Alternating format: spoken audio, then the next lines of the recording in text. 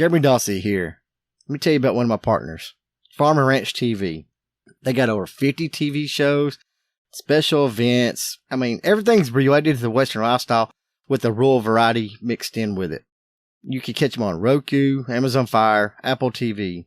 The website's www.watchfrtv.com. You don't even need a subscription. I mean, it's that simple. It's that easy. So remember, Farm and Ranch TV, because that's where the future of rural TV is, y'all. Are you looking for that special gift for a family member or a loved one? Well, go check out Southern Bling Creations. They do everything from custom t-shirts and hoodies to tumblers. You can find them at www.facebook.com/Southern Bling Creations. And remember, it's Creations with a K. Phone number is 832-557-0653. And be sure to ask for Jennifer. Southern Bling Creations.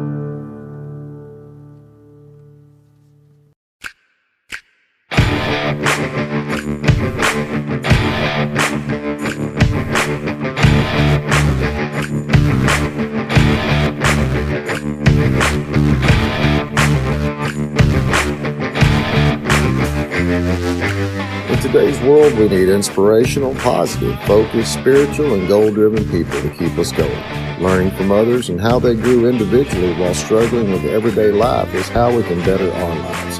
No matter who you are or where you came from, you can be better today than yesterday as long as you believe in yourself. A simple, God-fearing man, Jeremy Dossey believes in you and what you're capable of. He's an actor, retired bull rider, loving father, and voice of the common man. Welcome to Jeremy Dossey Today. Now here's your host, Jeremy Dossey.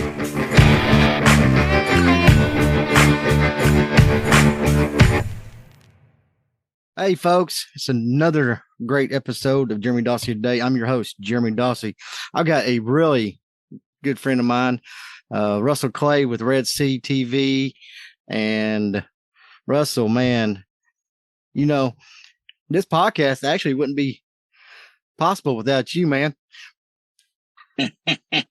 Well, you aren't, dude, you knew what you were going to do. Well, no, because 12 years ago when y'all were filming Cowboy and Lucky the series, y'all needed extras, and I wouldn't be in entertainment business without you and Chris, to be honest. I'm dead serious. Without y'all, I wouldn't be where I'm at right now. Man, we do appreciate the compliment, but yeah, that was good, man. We came back in 2008, kind of with a plan, and we did the series, and I mean, look what it led to. A lot of good things. Oh yeah. I mean, like I said, I love it. I love where I'm at. I love what you all do. And actually, you just finished up a little short and had me on there. I mean, that was a blast. I love doing all that stuff. Man, that was fun. You know, like I said, I wanted to do that for my best friend out of high school, his kids at Texas State being an actor. And he was like, I want to get into this business. And I was like, man, it took us a year. And I knew I wanted, you and Fred and some other guys. So it was fun. You guys hadn't seen it. Jeremy will give you the link, but it was a lot of fun. Oh yeah, it was. Hey, so like I said, I've known you about 12 years, and you're like me.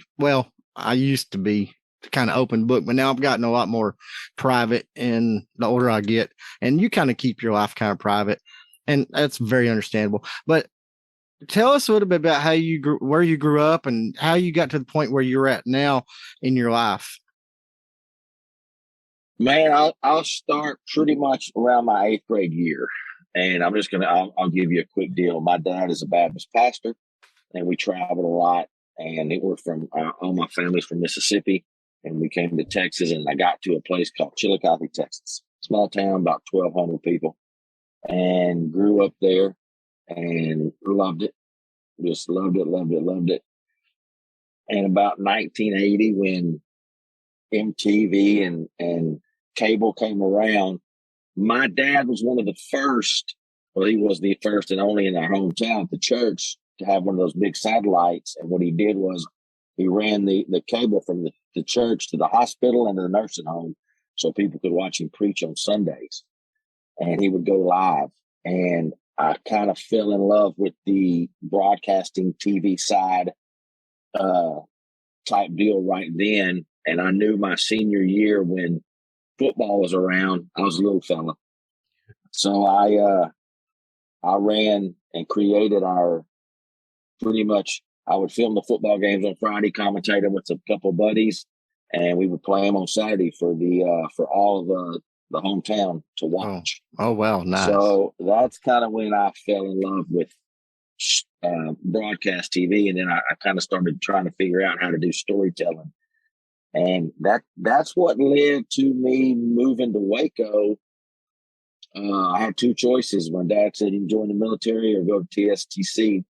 And I went, I think I'll check TSTC. And I was going to, computers were getting big back then. So I was going to do computer maintenance. I didn't, of course, thank the Lord. I got to Waco, man, and started playing ball and meeting people. And it kind of escalated for me in the world of, I really feel life is about who you know and the people you meet. Mm-hmm. And if you're open to meet people, and if you're open to be like, listen, you can help me, I can help you. That's how my road went. That's how I started taking off. And I'll get you quick. Played ball here forever. Then I decided I wanted to be a wrestler. I got to wrestle in the sportatorium, right after Kelly. Oh man! So jealous. I was just a guy that got beat up. I was a jobber, and I didn't mind it. I loved it. So I was playing ball too.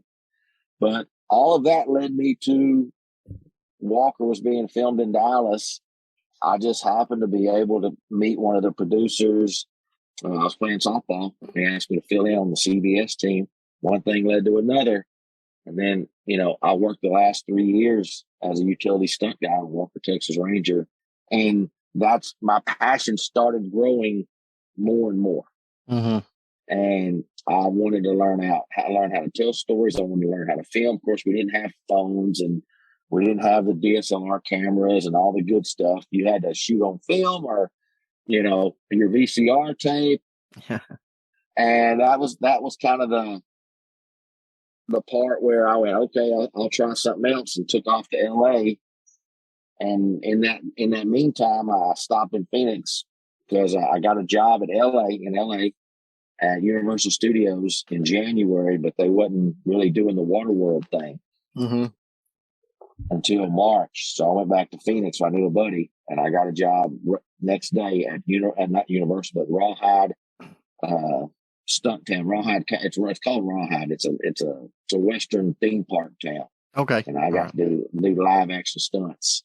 And at that point, dude, that was the best $7 an hour job in the world. I probably still do it if I wasn't doing what I'm doing now. Yeah. But I really loved it because you met people, kind of like having the backyard. You meet people, you're entertaining people, and it was a lot of fun. And that's when I decided I want to make my own projects. Yeah.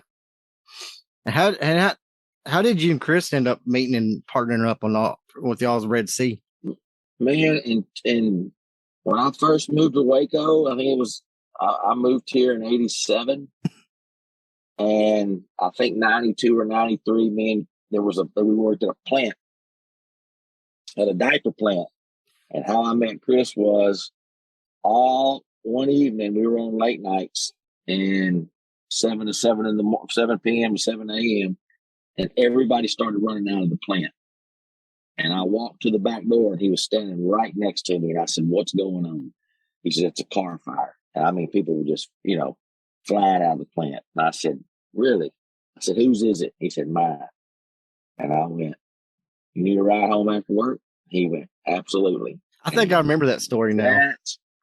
That is how we became. And then, I mean, you're looking at 35 years later. Yeah. We dang near seen each other every day. He came out to Phoenix, to help me do the TV series. And then we came back here because, he has kids. I don't have kids. So I could kind of go wherever I wanted. But it's rare to find somebody. And we like a lot of the same things. We are also night and day. But it's rare to find somebody that you can fight with. You can get along with, you can understand, you can both have your own opinions, but you both have a common goal. And our common goal wasn't just TV and movies; it was to be successful.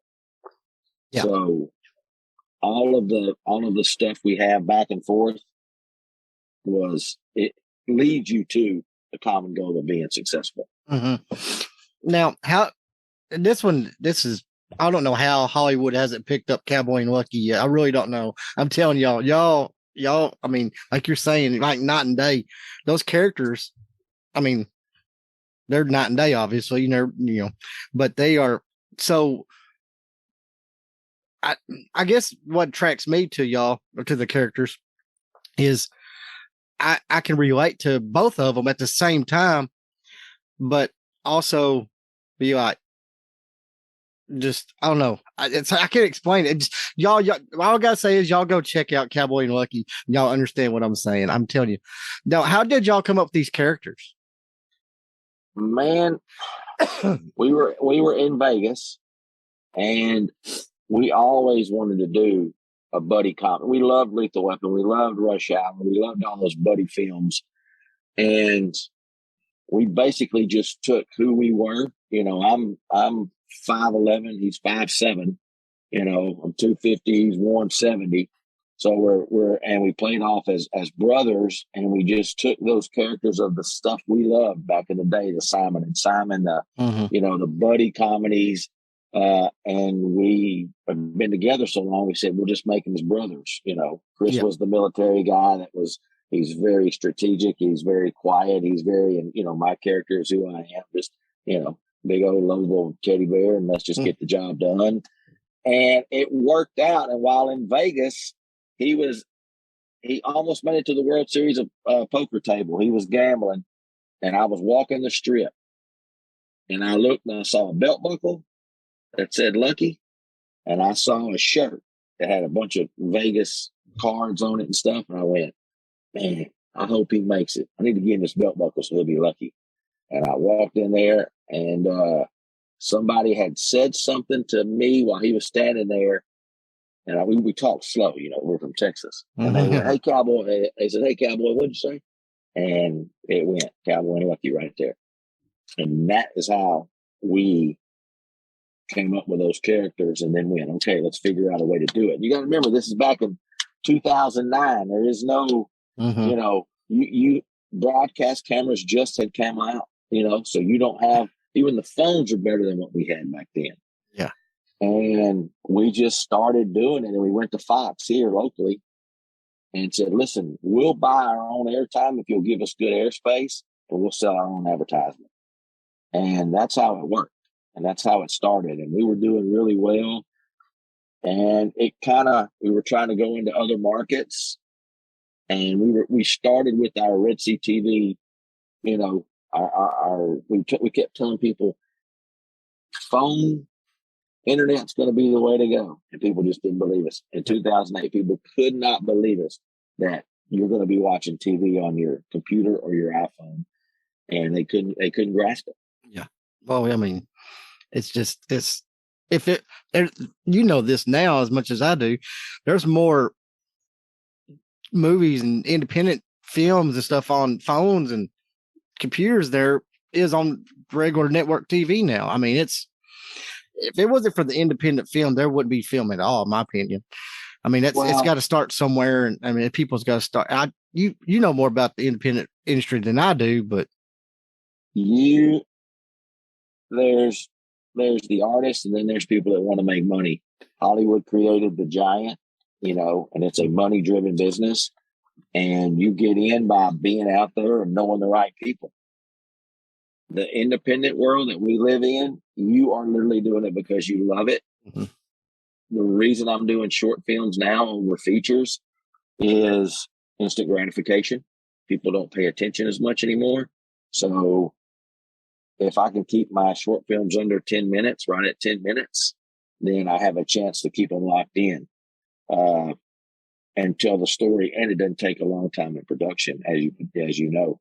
So those are the things that, as an independent now, I'm happy where I'm at in my life. So this is the things I'm going to do. I'm not going to chase. I'm not chasing that. I'm not chasing Hollywood anymore. Yeah. you shouldn't. I mean, y'all are very successful with what y'all do. I mean, I I would be more than happy to be in another Cowboy and Lucky any day. Well, Just man, just because. we talked about it. We talked about bringing back for the series.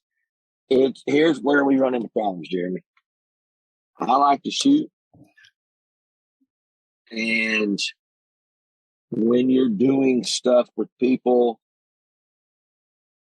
and you're asking them to do stuff to come out and enjoy a weekend to be on TV or be in the series or whatever it is, like I told you, time is money. So, you know, it's hard for me and Chris to have a crew anymore because, unless we decide, hey, man, we're going to pay everybody. But the deal is we have to have an end goal of where our money goes. Yeah.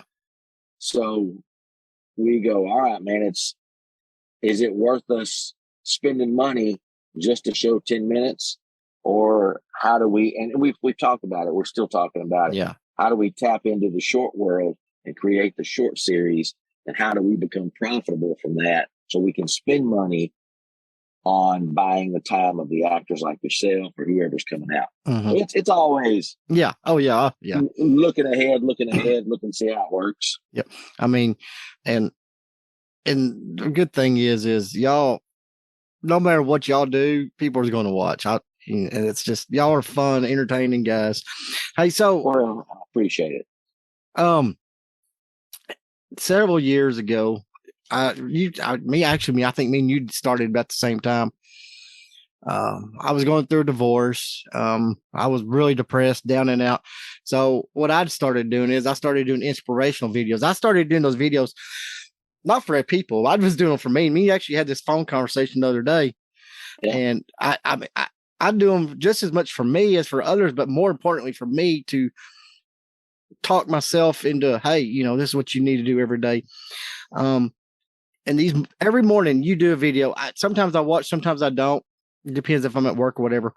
But tell us a little bit how you started doing these videos and what got you started. Started you doing it?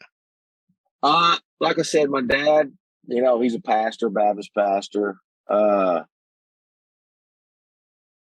kind of just got into it because I see a lot of my friends and a lot of people that I know, you included, that I've talked to. And when I say struggle, I mean struggle with becoming the person they want to be. They always seem like they have oh man, why is it me? Oh man, how did this happen to me? And that kind of deal, instead of focusing on the positive things of, okay, it was a reason for me. This is supposed to happen to me. How do I become better? And I wanted to just convey the message of, listen, man, life is good. The good Lord gave us one. We cannot waste it. So the things that you think are terrible to you, the divorces, the people that struggle financially or whatever, there's always a positive and a light in there if you're willing to look at it. But you got to start looking at you. You got to reflect on you. You got to become the best you can, because then the people around you, that's the people that want to be around you. There are people that just want to be around you for the hell of it. You don't need them. Yeah. And when you become the best you, and that's how I really started. I went, man, I'm not a depressed person. And I've had people ask me, and I'm like, I don't know how to deal with that because I've never been that way. And I'm trying to show the side of, you are good enough. You are worth it. Get up and conquer your day every day. It's a job. It's a task. You got to be mentally strong. And when you start doing that, that's how I really went. I'm going to do this every day. I'm going to tell people every day. My mom would tell me when I was going to a divorce, there was times, I'd come home, take a shower, eat, and go to bed. And because I didn't think I was depressed. I was like, oh, I'm tired, but I was mentally and physically drained from being depressed. And, and it ate at me. And then it was about 4 or 5 years after that, I met Lacey. And then many of my listeners know, if they listened to, Lacey passed away, it'd be a year in September from COVID. And she was, she was awesome. She was great. She kept me going. Then my mom passed away, and then I got depressed again. And then things went downhill for me. And then Lacey passed. About 2 weeks from when she passed until I talked to my pastor, I was in the deepest, darkest place. And I really, if it wasn't for my pastor and two other friends, Russell, I really don't know where I'd be right now. I don't know if I'd, I hate to think that way, but I really don't know if I would still be here at that point in time. But what I had to do for me was I had to look, okay, God has a plan. God obviously wants me here. So what is this plan? So I got to thinking and listening to God and talking to him more. And I'm finally starting to see this path. I started this podcast again as an inspirational, positive format about over 2 years ago. And the whole point is everybody has a story. Somebody somewhere can benefit from somebody's story, is what I believe. Absolutely. And that's the whole point of this podcast. Where I got to in life was like, okay, I need more inspiration. I need more positivity. I need more faith-based people in my life. And I started pushing people out that was not that way towards me. So when Lacey passed, I got darker and darker in life. And then all of a sudden, switch just went off. It's like, Jeremy, this is what you're supposed to be doing. This is the path I have planned for you. This is exactly what I want you to do. And I'm a different person. You've seen it in me. Absolutely. You've seen it. I'm the type of person, I'm 41 years old, and it took me 41 years to realize, I don't have to help every single person. I don't have to be that friend when somebody's there, because they're never there for me when I need them or something like that. And I've got to the point now where I says, if it don't benefit me, you're SOL. I'm sorry. I mean, now I have really close friends I will help, and I will, do things with and stuff like that. But if somebody really needs something, or like we've had several benefits for some people I know. I've gone out and I helped them. I promoted their benefit. I've done this. I've done that. But I need to live my life for me now. And it's sad to say it took me this long to do it. But with the help from you and your videos and you talking to you on the phone, knowing, hey, I can call Russ up right now or text him or whatever. And you've always been inspirational. I've always looked up to you as a hero, as a big brother, since the first time I sat on set with you. And you've motivated me to be this person where forget everybody else. You need to focus on you first and push yourself to be a better man, better person, because if you do that, then you will be happy and your life will be great. And then God's plan will just fall right into place. And I have blessings that has been overwhelming. I've never been blessed like I have in the last year. And it's just, it's overwhelming where I don't know if I should accept it or what I should do, because it's scary. I mean, and I praise God for still believing in me, still keeping me here to do his work and everything like that. Well, I mean, you're right. And it's hard for some people, but I have learned one thing, the most important thing that you will ever learn. And if anybody's listening, maybe they'll get it.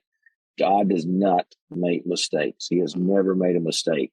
So at that point, with that being said, if I'm sitting there telling you God has never, ever made a mistake, then you cannot look at you and go, man, I'm a mistake. I screwed up. Something happened. We all fall short of the glory, but he's never made a mistake. So that means my life has meaning. Yep. And he's went, you're here and you're up today to do what? Well, for me, it's for me to be happy. It's me to have joy. It's me to make sure I'm a better man. I'm a better husband. I'm a better friend. Those are the things that I look at and try to make myself do, because that way, if I'm being that and you can look at me and go, that guy can be happy, why can't I be happy? Mm-hmm. And we all have baggage. Yep. I just quit dragging mine. And that's the thing that I try to stress to people. We all have secrets. We all have our past. We all have just drama. We all have that. But when you quit dragging it around, that's when you go, hey, yeah, all my stuff that happened, it's way over there. I'm not there no more. Mm-hmm. It doesn't mean I don't have problems in life. It just means I don't dwell on them. Yeah. And see, that's something I've been struggling with a lot lately too. I mean, there's things that come up and it's every day, and I'm like, okay, I need focus on this. I need to get this done. I need, and then I'm like, you know what? I just give it all to God and let Him handle everything. And I say a little prayer and I feel peace. And then next several days, things fall right into place like they're supposed to. And they will, but there's people that don't understand, hey, God, help me today. And it doesn't happen the way they want it to. So they go, God failed me. And it's not true. You might have to fight some of the battles. God's just knocking them down for you. You actually got to open some of the doors and push through there. Those are the things people don't understand. Those are the people that they don't understand, that struggle is not meaning God doesn't love you. He's just letting you get through it. Because if I always picked you up when you failed, Jeremy, you'd never know how to turn over, put your hands on the ground, push yourself up, and get up. Yep. That's sadly that's what's happening to the world. That's what's happening to the world now. People, baby, everybody. But anyways, not to get on that topic, on that subject, because we'd spend all day on there forever. But anyways, hey, thank you, brother. Man, you're more than welcome. Thanks for coming on. You are more than welcome. How do people find you on social media if you want to get that out there and tell about Red Sea and future projects and everything? Well, for me, I mean, you can go to my Facebook. It's just Russell Play. All my social media is on there. And, I'm not a big TikTok guy. We just started TikTok with Red Sea just because I want to create a different platform for even shorter movies or shorter stuff that we're doing in that TikTok world. Instagram, it's kind of like my Facebook. I just want to showcase. I want to show people how to just be happy. That's the thing. I Red Sea, man, like I said, I'm working on a couple of projects I'm super excited about. So, I'll keep you informed. It's Please. YouTube, Red Sea TV, Red, the letter C, and TV. So we've done a bunch of stuff. I mean, we used to do morning shows. We've just done so much stuff. I know. I love the morning shows. I miss that. Once the backyard took off, it became a job, and it's doing good. But I do appreciate you, brother, and I appreciate you opening up the struggles you have, because somebody somewhere is dealing with the same thing and might not know how to get through it. Yep. So, and I appreciate you for doing that. Thank you. And thanks for having me. Oh, no problem. All right, guys. I will catch y'all next week. Y'all have a great day. God bless. This was a Jeremy Dossey production.